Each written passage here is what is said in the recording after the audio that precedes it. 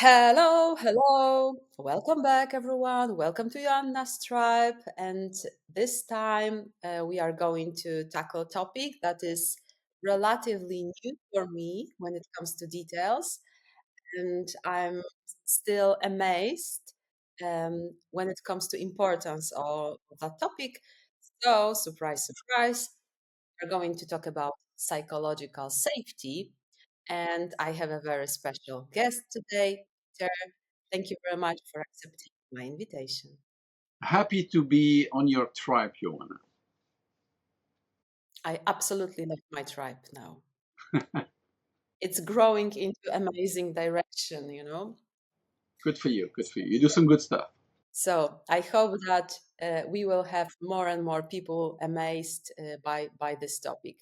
So my first question is, Peter, it might be super interesting for everyone. Why you are here? So, what is your professional background? How it happened to you that the topic generally of teamwork became so important, so valuable for your professional career? Yes. So I like to say I had two parts to my career. The first one is where I had a real job, where somebody paid me to do my work, and I was in operations. So manufacturing, supply chain, producing products, and having them shipped around the world. I did that for the first 15 years of my career. I enjoyed it a lot. I really enjoyed it. And there already, to answer your question, I like to work with other people, not but really focusing on work, right? So having teams connect, work, perform, deal with challenges. And then I decided to leave corporate, and I wanted another challenge. And that's the second part of my career, where I now focus on leadership development, but really more specifically on team development. And it was just a good connection with what I kind of intuitively liked. I worked for a technical company. I'm an engineer. I worked for a technical company. And in my company, people were passionate about the product, right? Let's say we produce glasses. We didn't produce glasses, but they were passionate about the glasses and the thickness and the transparency. And for me, I didn't get excited about that. I mean, the product was okay, but it's just a product. We could have made tables. But I was more intrigued and interested in the way people work together, the way we solve problems, the way we deal with challenges. I mean, in those days, it was Y2K. Maybe it's a long time ago now, right? The challenge of Y2K, will we survive Y2K? How people get together, and sometimes in tenseful situations, and how they manage to pull through and perform. So I've had a tendency, even as an engineer, but I was always more interested in how people solve problems, work together. And that's what brought me to my second part of my career. Mm-hmm. Mm-hmm. Thank you. Thank you very much. Now, let's connect it with psychological safety. So, what happened when it happened that this topic appeared on your plate and you decided to study it and use it in your professional career? It was less deliberate than your question suggests. So when I was about to leave corporate, a year and a half before, I started a PhD. I wanted kind of to equip myself a little bit. I kind of felt that would be helpful. And I did a PhD in a faculty that was called, or the department that was called uh, uh, Knowledge and Innovation Management, KIM, Knowledge and Innovation Management. I like the concept, what is knowledge, how do we create knowledge, how do we innovate with that knowledge, etc. But then within that umbrella, I was looking for teams. What happens in teams when they work together? Do they manage to create knowledge? Do they manage to innovate? So I did my PhD, and I was focusing on teams and what really creates team knowledge.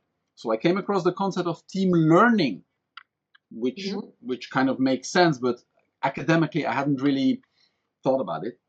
And when I then dove deeper into team learning and what makes that some teams learn effectively and others don't, that's where I discovered team psychological safety as one of the key factors through the different academic studies, key factors that impact the way a team learns. So I kind of came across it, I want to say a little bit by accident, as part of my academic research. But as soon as I did come across it, I kind of felt a connection, said, wow, this is interesting, this is powerful, not just academically, which I was like really deep into as part of my PhD, but I immediately could see the connection with working with teams with the work I had started already. So I saw both theoretical, methodological value, and then also be able to apply it in the teams I work with.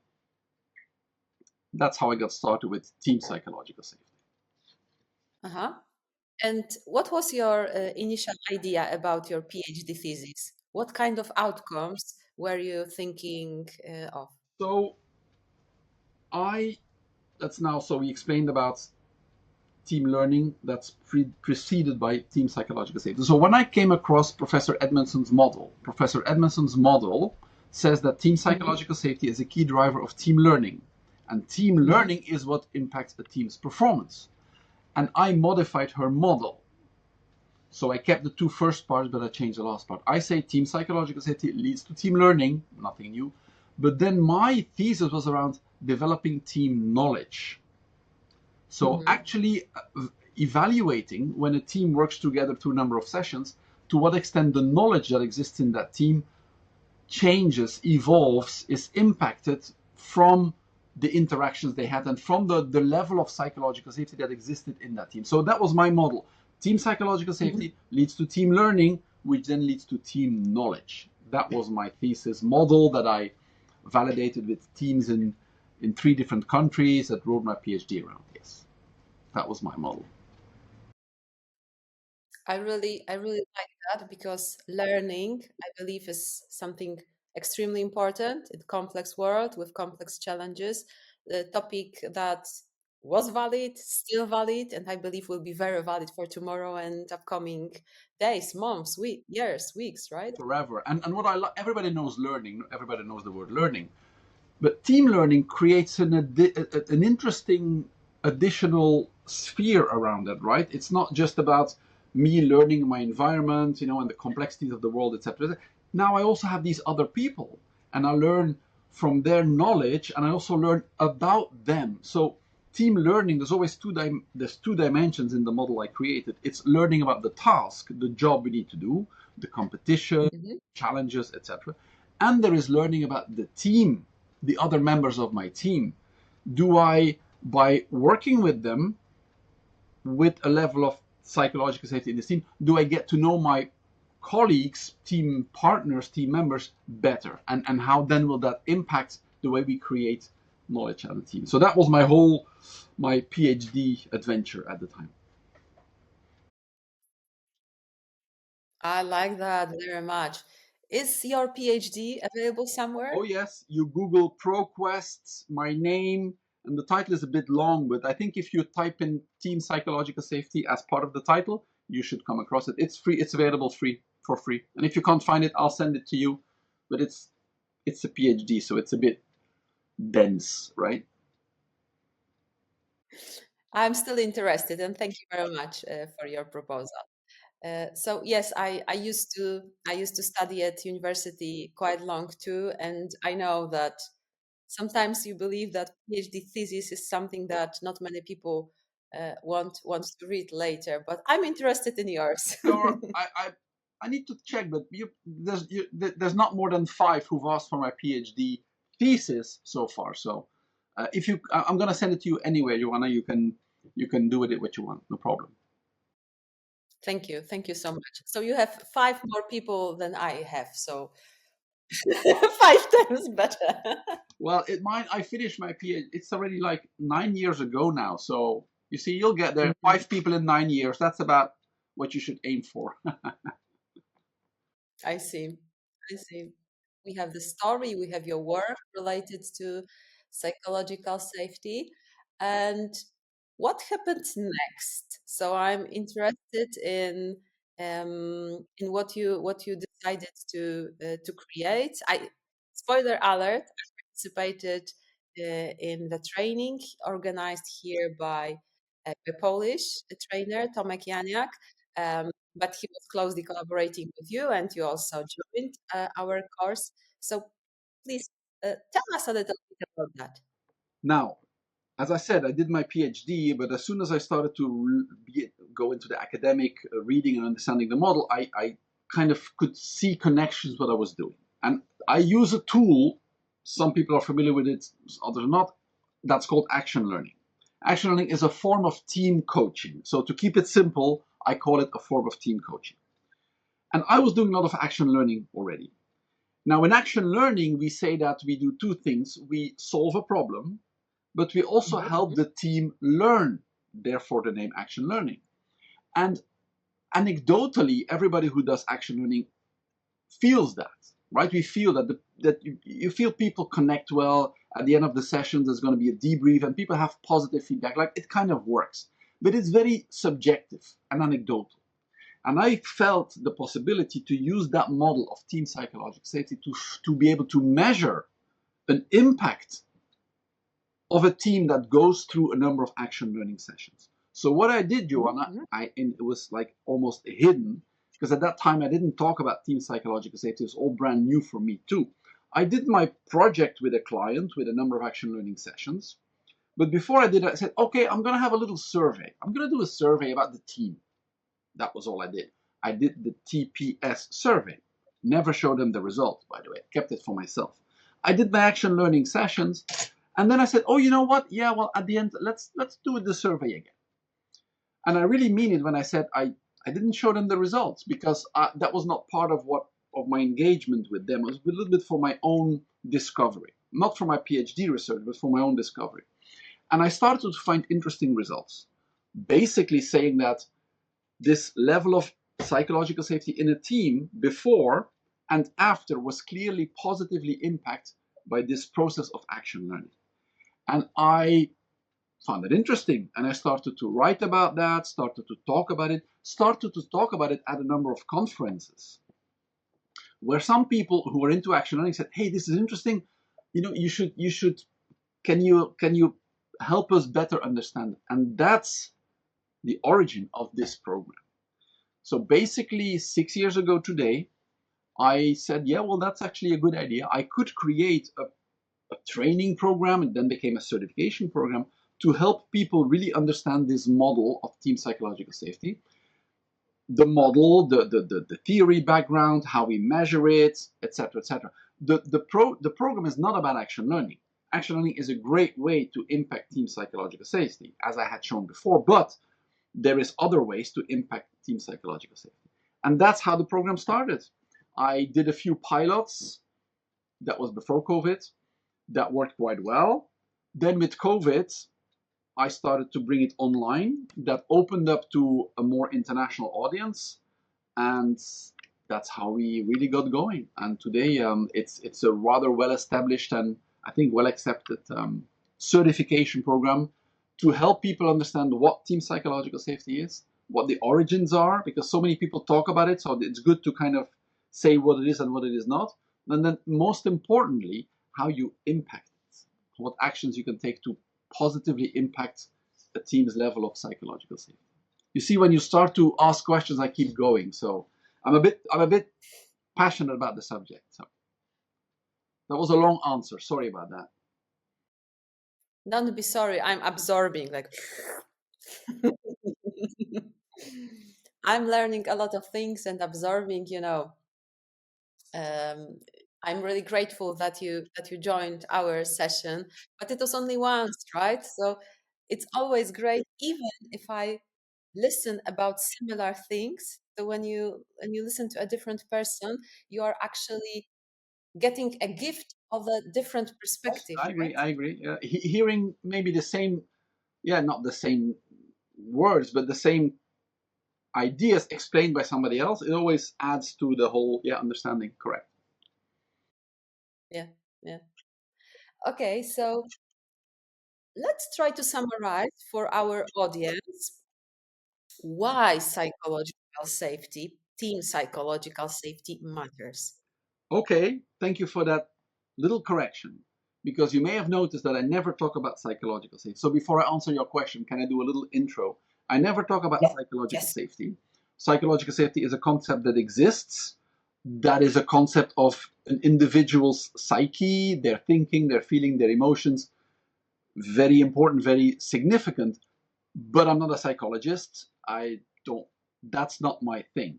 I only talk about team psychological safety, and I only talk about Professor Edmondson's model with the theory that I all just explained. So that's just to say I will always talk about team psychological safety only. And now, why is it important? Because I've never come across an organization, a team in an organization, in a department that says performance, nah, we don't really care too much about performance, right? It's always the same thing. Performance, performance. We need to do better, faster, whatever is the context, whatever your business, it's always about performance. And I've so we drive people, we put KPI in place, we put objectives in place, but we don't really have a structure to help or an approach to help a team say here's something you can do and that will help you work better together, learn better, and perform better. And that's exactly what team psychological safety is. It's not magic, but it's a framework. And what I like so much about this, Joanna, I like to say every company touts or talks about collaboration. We need collaboration. It's one of our values, our mission. We want to collaborate. But then when you ask them, what do you actually do to help people in teams collaborate better? There's not much there. Maybe there's some software, maybe we have a collaboration platform, but that's part of the puzzle. How do you help people to work better with others? And there's very little answers there. And I think that's a gap that this model, this tool, with all the tools behind it, fills. So it's about performance. It's about performance. I never sell, if I can use that word, team psychological safety. I sell a way to improve the team's performance. Thank you. Thank you so much. And actually, that's a very powerful message because sometimes I hear that people say TPS, oh, another bullshit. Pardon my vocabulary, right? But when you say, well, it's not any game for your, I don't know, weekend together as a team, right? It's something that you can actually measure, you can influence it, and in the end, you can observe measurable, tangible results when it comes to team's performance. That's what it is. And if I may, Joanna, um, I as a sort of a joke, it's not a joke. I don't tell jokes, but when you go to a CEO or a team leader in an organization and say, well, you know what, we're going to do something around team psychological safety, 95% of them will say, what? Team psychological? Okay, please go to talk to HR, right? I'm kind of in engineering or I'm the CEO. Psychological? Yeah, I'm sure HR knows what to do with that. So then it becomes another topic, another trend, a thing to do this year. And I don't want, that's not what it's about. If it is like, let's do team psychological safety this year, yeah, then I don't think we're getting the meaning. It's about team performance. And team performance is not just this year.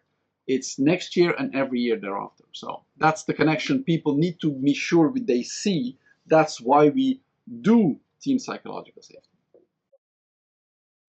Mm-hmm. Mm-hmm. I love that. I love that emphasizes. So, Peter, from your experience, what are the typical barriers, problems when it comes to increasing the level of team psychological safety? Maybe we can look at it at several levels, right? I would say the first one is that people are not, many organizations are not used to say, I have an approach to work with a team. Surprisingly, actually, because on the one hand, we talk about collaboration. Now, if you go to an organization and you talk about a leadership development program, that we all know, or a coaching program, or a hypo, excellence development program, that we all know. We're very familiar, organizations are very familiar with focusing on the individual or the culture. Oh, we'll do a culture, an organizational culture approach, roadmap, etc., etc. So teams kind of falls in between and or maybe in a little bit of a no man's land. And I often have this question, okay, but can we do your team psychological safety thing, but can we do it as a culture? Well, TPS exists at the level of a team, and team A will be very different from team B. Yes, but we send our leaders to a leadership development program, so then can't they themselves do it? Well, maybe, but probably they need some help. So I think the first challenge is it falls into a bucket that organizations don't really pay a lot of attention to.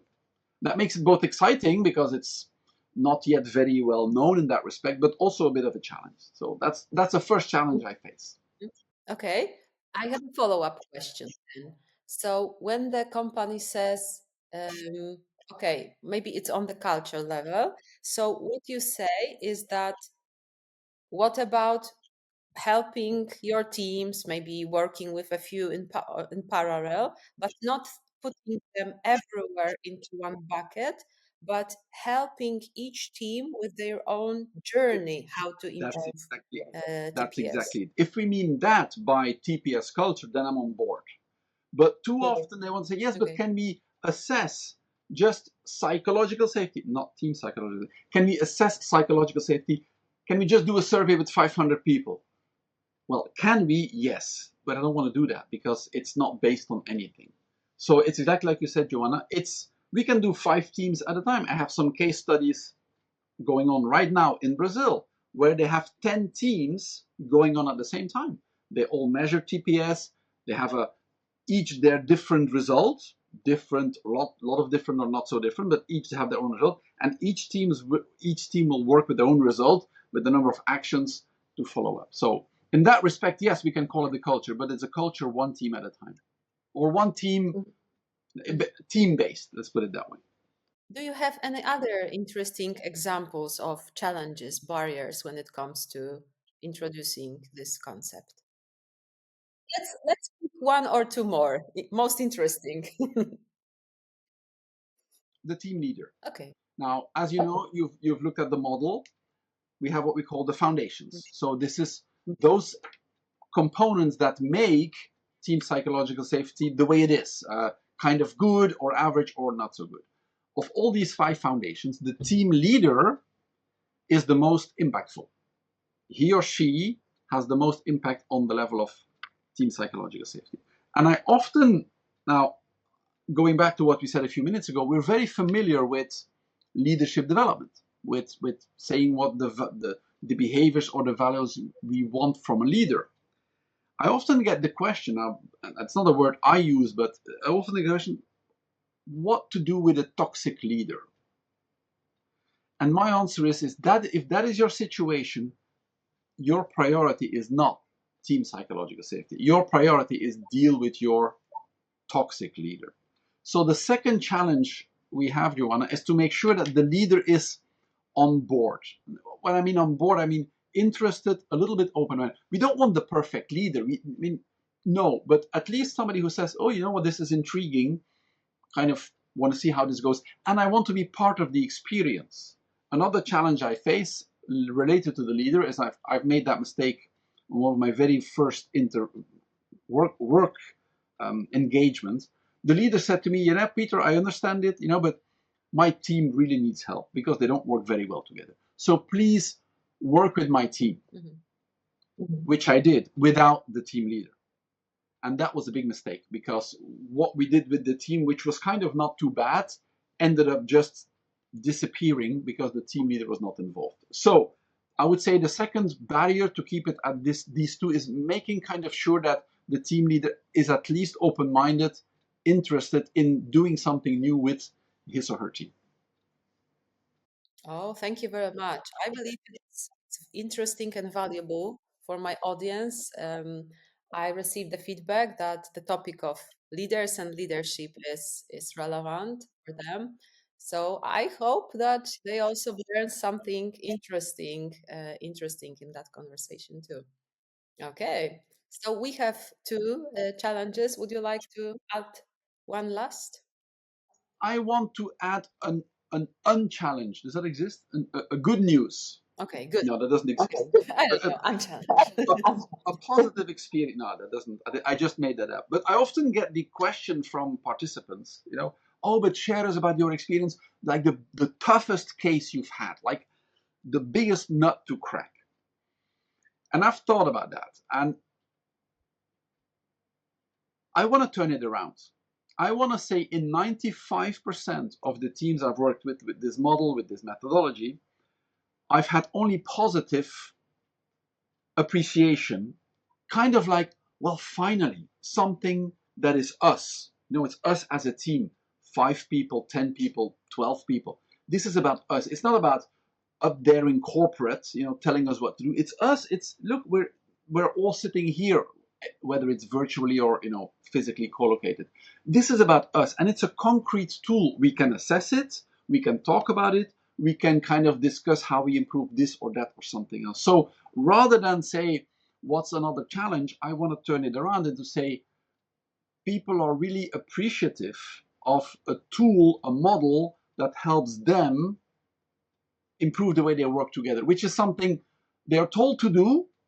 They're told to collaborate. They're told to, build synergies, but they don't get any support of how to do that. So that's for me my biggest insight of this is a very valuable tool for most of the teams I come across with by far.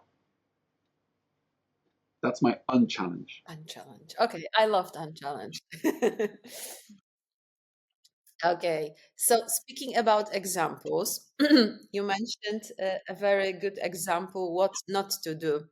And do you have any story that you can share, of course, about more specific impact that working on team psychological safety, I will correct myself. So working on TPS helped specific team achieve desired outcomes. Yes. I don't expect a major case study with a capital C, but one story that really connects with me is a team. It was in Thailand and in like distribution service logistics, and they leadership team that were working okay together. They did the survey. They did the TPS assessment, and of the 7 elements, the one that was in the difficult zone was in the red zone was reaction to mistakes, right? Mhm. So we all know the theory. We learn from mistakes. We're supposed to make mistakes, but the reality is often very different. Uh, most time when somebody makes a mistake, people don't go like, "Oh yeah, good job, excellent." No, we still have to work a little bit around that. And so with this team, we measured that this was the biggest challenge for them. And yeah, they were not surprised because there had been a few, not so good situations, big mistakes that happened, and then kind of going got tough. So what did we do? Now, I'm doing the short version here, but my thinking is that we're not dealing well with mistakes because we only deal with mistakes when the big ones happen. Mhm. And I argue that we should talk about mistakes like we talk about customer service rate or the manufacturing yield performance in the organization or the balance sheet situation, the cash flow situation, things we talk about every day. Mhm. We don't talk about cash flow only when we're lacking money because then typically it's too late. So I do the same on mistakes. So I suggest to a leadership team to say in your weekly meeting, or yeah, let's put it the weekly meeting, you have an agenda, you talk about this and that and something else. We will add one item, 10 minutes. And I think there were 9 people, and every time everybody will come prepared to share one mistake they made in the last week or 2 weeks. Minor mistakes. Of course, it's not like, oh, I'm going to tell you I blew up the factory. No, of course not. If something you talk about every week, it will be very minor things, but it creates a habit. Oh, he made a mistake. I made a mistake. She made a mistake. The leader made a mistake. The leader always has to share a mistake as well. And we just have a quick around the table. What did you learn from that? What would you do different next time? So we make talking about mistakes a little bit of a habit, a positive oriented habit, so that when the bigger mistakes happen, at least we have a little bit more of a structure, a little bit more of a habit of dealing with them positively. So to come back to that team, yes, indeed, we did some more things, but that's one of the things we put in place. And yes, 6 months later, reaction to mistakes was almost no longer an issue with that team. Reaction to mistakes is one of the elements of the team psychology. That's an example, Joanna. Now, is that breakthrough? I don't know. That's not a word I easily use, but I think that team had taken a nice step forward with something that always created tensions, negative energy, Mhm. disappointments in the past, that kind of they manage to deal with mistakes in a more positive professional way. Mhm. That's one example that I remember. Mhm. So from if we think about it from company business point of view, if we feel it is okay to share mistakes and we should do it, there is a higher chance that generally company decision makers quicker knows about the problem, right? They can quicker think what to do, and in that sense, we are affecting all the metrics like time to learn, time to react to certain error, right? Yeah, because we talk about these things more upstream. If you have my example, if you have a customer complaint, it's too late, right? It's too late. You're scrambling, you're whatever, but the thing already happened. Now, I'm not saying that by talking about mistakes that will no longer happen, but I think it will reduce because we talk about these things more upstream as opposed to when there's no options to do much. Yes, and so we hit. That's a very important point. Team performance. Now, is it customer complaint? Is it less waste? Is it whatever? That goes in the direction of improving that team's performance because it learns how to better deal with the mistakes that happen. Yes, Uh-huh. it all fits nice together, right? Mm-hmm. Mm-hmm. Yeah, yes, it does. And when you when you don't just think like, oh, TPS is some, I don't know, some number of team members, I don't know, liking each other or not, or it's like something deeper, right? So when you understand what are the consequences and potential connections between TPS and business metrics, results of work, you see that it comes, naturally, right? Yes, and that's why TPS does not belong in HR. It's not a HR tool. It's a performance business driver tool. So it should be every CEO, department head. They should say, "My God, this really makes sense. It helps my team to perform better this year and the future years." Yeah. If you haven't noticed, Peter just gave us a few minutes ago a really powerful technique how to work on this particular aspect of TPS. So everyone is sharing as a part of a meeting routine, share their recent mistake, recent error, including the leader. So leader leads by example and presents that it's absolutely okay to make mistakes. And being a leader does not mean that you know all the answers, you are always right. If that were the case, we would not need team psychological safety. We would not need a team even so. But yes, it's a good point. We need a team leader who's got the mindset that's aligned with that, right? If team leader thinks that, well, you guys please share your mistakes with me, and I will, tell you what you should do next time. Then of course that's not the right dynamic we wanna develop. Yeah. Okay, to gradually summarize our conversation, I'm not sure if we've actually mentioned that so far. So what is TPS? Team psychological safety is the shared belief by members of a team that the team is safe for interpersonal risk taking. Now, that sounds very smart. It is because it is, and it's not mine. This is Professor Edmondson's definition. And by the way, Joanna, that's why I always stick to team psychological safety, because there is a definition of team psychological safety. There is no definition of psychological safety, or at least the official first definition, the first time it was um, coined as a term, does not exist. Team psychological safety, this is exactly what it is. Shared belief by the members of the team that the team is safe for interpersonal risk taking. And it is related to what we discussed and has a very positive impact on business when the team feels safe to take those interpersonal risks. Okay, so Peter, I have another question. You have a lot of books in the background. Yes, Do they're you not all have mine. any recommendations for us when it comes to books? I'm going to start with my own books, right? They are by chance, they're the two that are turned around. That's, of course, not by chance. So I wrote two books. I wrote this one here during COVID. So this is more like a textbook. This is my thoughts, my thinking around teams. So it's called The Untapped Team Advantage. Mhm. Uh, because I really believe that in most organizations it's untapped.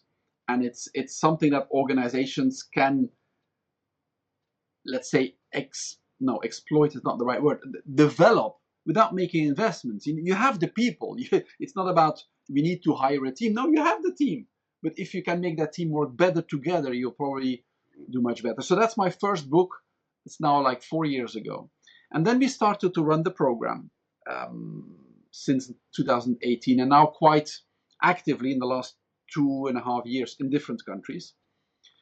And I always get the comment from people, question, okay, can we, because in the program we provide a number of tools to impact each of the 7 elements, each of the 5 foundations. But people like, and I agree with them, it has to be practical. They like these tools, they like more tools. So I often got the question, are there more tools? So that's why I wrote the toolbox. It was not very creative with the title. I called it the toolbox because that's exactly what I did. I created a set of, I think, well complete. It's not random. It's I really thought about this, tools that are completely team based. All the tools are team. Everything I do is always team based.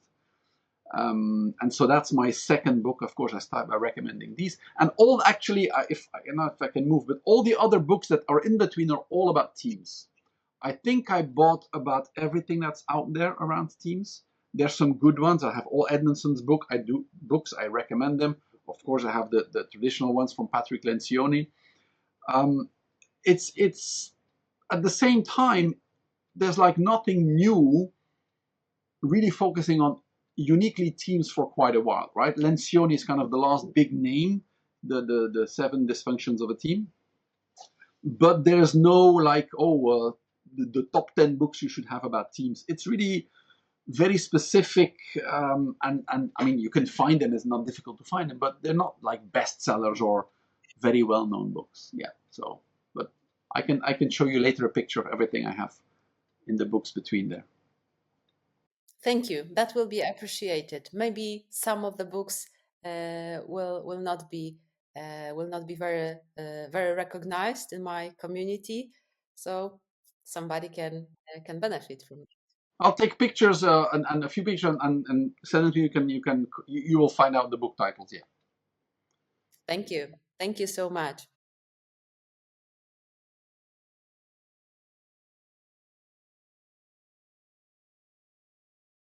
So, having said that, I feel like we have a very strong candidate for our hashtag.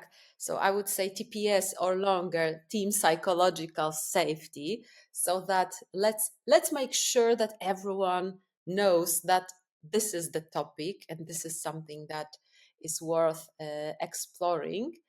And Peter, do you have any last piece of advice before we say goodbye? Well, I kind of how do I put this? I was not expecting this question, so my brain needs to go through it a little bit. I don't want to make it simplistic. Everybody knows what a team is. Kids, by the time they can talk and walk, and they are put in teams. Maybe the school sports team, the music team, they go to take lessons for some whatever activity. They used to work with other people, right? Never have to explain to somebody what a team is. I never somebody said, a team, what does a team really know? Everybody knows, but they think they know what a team is. So that's a good starting point. We all know about teams, but if you think about it, there is really so uh, used in such an average way, in such a mediocre way. Let me put it that way. So we put people together, say now you're a team, work together, solve this problem, deliver that service to the customer. And it's just a little thing that's missing. It's not a huge thing. We don't need to send people on team development courses like we send people on, I don't know, MBA programs. With all due respect, I did myself. We send people for 10 months to an MBA program. We don't need that for the teams. We just need like a missing piece, more like an unknown piece. I call the TPS model, it's an unknown or a hardly known piece. But you don't need to read 10 books to be able to implement the TPS model. You don't need an MBA to be able to impact the 7 elements. So it's so simple once you know it, like you do now, Joanna, but at the same time, so few people know it. So I don't know, maybe one day TPS will be as well known as chocolate and everybody will know how great it is, but we're not there yet. So we need people, facilitators, trainers, company leaders who say, wow, this is powerful. I really want to put some effort into collaboration. And this model helps you a long way. And the final thing I want to say, it's not like you need to hire a coach or a facilitator forever. I mean, really, once you've gone through the first assessments and some sessions and people understand the model, it speaks for themselves. I don't always say that they find the ideas right away, but it's quite self-explanatory. Once you see the model, nobody goes like, oh my god, this is so complex, I don't understand it. No, it makes sense. It makes sense. So in summary, TPS is that little thing, I think, that can make a big difference in many teams and therefore in many organizations. Wow, so it's like a small but impactful little treasure. There you go. That little treasure, I would say that, yeah. And I want as many people as possible to know about it. It's not a secret. It's not a secret. But my God, if we could all or as many more people kind of get to know it and then use it, I really think you talked about a hashtag. My personal hashtag is let's create a better world one team at a time. It's a huge hashtag. That's not how you're supposed to make a hashtag, but that's my hashtag. I really believe that it's one team at a time that we make things go forward. We can add this long to the list. Let's create a longer list, right? So so that we will have everything in place. Okay, so having said that, I really enjoyed that conversation, but maybe it's high time to say thank you very much, Peter, for your time, for your commitment, Happy to for be your here. openness. And thank you for the invitation because you raised your hand to say, hey, can I? And the answer is yes. I'm very happy we did so. I also enjoyed it. And thank you for the questions because, like you just said in the beginning, you asking questions in your way kind of makes me think and explain and clarify in kind of a little bit of different way than I typically do. So I also learn from that. I really like that. I appreciate that. Thank you very much. I'm happy to hear that you're also finding value in that conversation. Definitely. So thank you very much, everyone. Thank you for watching, and I hope to see you next time. If you are interested in Peter's work, you will find some interesting links in the description, as always. And I'm wishing you a very good day. Goodbye. Bye bye.